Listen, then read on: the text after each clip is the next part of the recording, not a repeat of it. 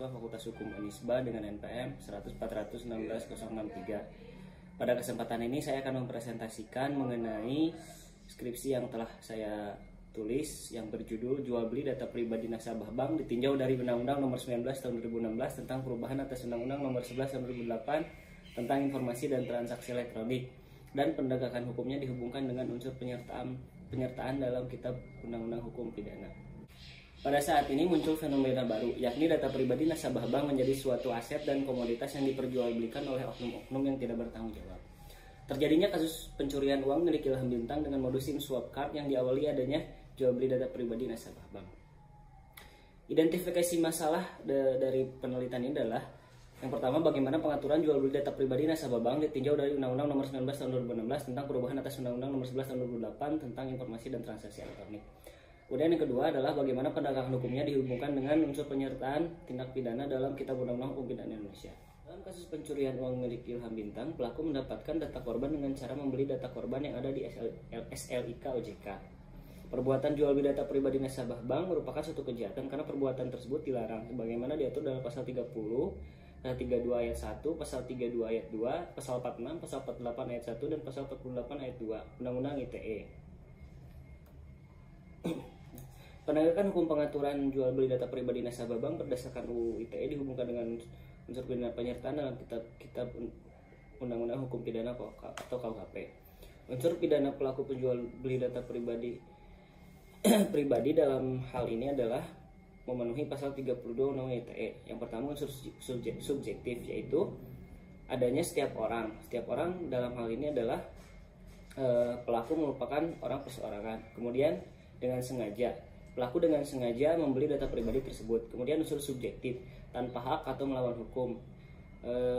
Tanpa hak ini maksudnya adalah tidak adanya izin atau perizinan dari korban, yakni sebagai pemilik data pribadi. Kemudian perbuatannya dengan cara apapun memindahkan atau mentransfer yang objeknya adalah informasi elektronik dan atau dokumen elektronik milik orang lain. Dalam kasus ini adalah milik Ilham Bintang. Sanksi pidana pada unsur ini adalah terdapat pada pasal 48 ayat 2 dengan ancaman pidana penjara selama 9 tahun atau denda paling banyak 3 miliar rupiah. Unsur penyertaan pelaku penjual beli data pribadi dalam kasus Ilham Bintang dalam kejahatan SIM card swap terhadap Ilham Bintang dilakukan oleh 8 orang pelaku dan masing-masing pelaku memiliki perannya masing-masing. Menurut pendapat penulis, kejahatan ini tidak dapat dilakukan tanpa adanya informasi mengenai data pribadi korban. Dari data pribadi yang diperoleh oleh pelaku, maka kejahatan pencurian dengan modus SIM card swap dapat dilakukan. Dalam kasus ini, Henry dikategorikan sebagai orang yang membantu melakukan kejahatan atau medekritik sebagaimana diatur dalam pasal 56 KUH.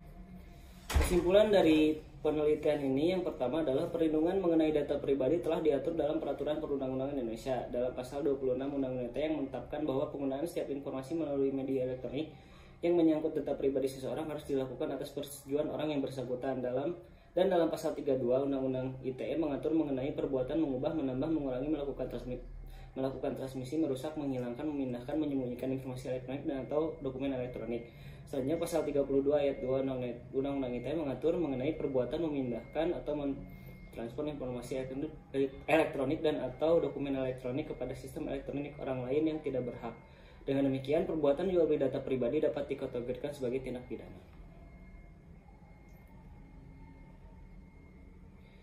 Yang kedua, penegakan hukum terhadap pelaku jual beli data pribadi sampai saat ini belum dapat dilakukan secara maksimal karena pengaturan yang ada belum secara spesifik mengatur mengenai hal ini.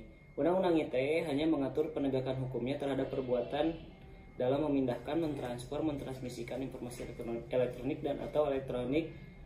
Namun dalam tatanan praktik terdapat pihak lain yang turut serta dalam kejahatan tersebut yang berdasarkan pasal 56 dapat dikategorikan sebagai orang yang membantu melakukan tindak pidana, sehingga pelaku tersebut dapat dijatuhi hukuman pidana. Dan penulis yang pertama adalah pengaturan mengenai jual beli data pribadi di Indonesia memang belum diatur secara jelas dalam Peraturan Perundang-undangan Indonesia, sehingga fungsi dari aparat penegak hukum belum maksimal untuk dapat memberantas kasus-kasus seperti ini.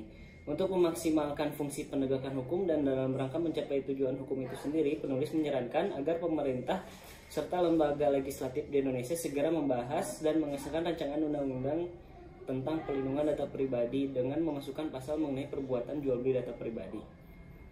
Kemudian saran yang kedua, terhadap penegak hukum dan lembaga penegak hukum, sudah seharusnya lembaga penegak hukum dapat melakukan sosialisasi dan pelatihan-pelatihan terkait model-model kejahatan jenis baru. Kemudian kepada pemerintah diharapkan dapat memperkuat lembaga-lembaga penegak hukum di Indonesia sehingga dapat mengurangi dan menanggulangi kejahatan jenis baru termasuk kejahatan terhadap privasi dan data pribadi yang berdampak pada terwujudnya masyarakat tertib. Selain itu, pemerintah diharapkan agar melakukan upaya sosialisasi terkait pentingnya menjaga data pribadi. Sekian presentasi dari penelitian yang telah saya lakukan. Billahi taufik wal hidayah. Wassalamualaikum warahmatullahi wabarakatuh.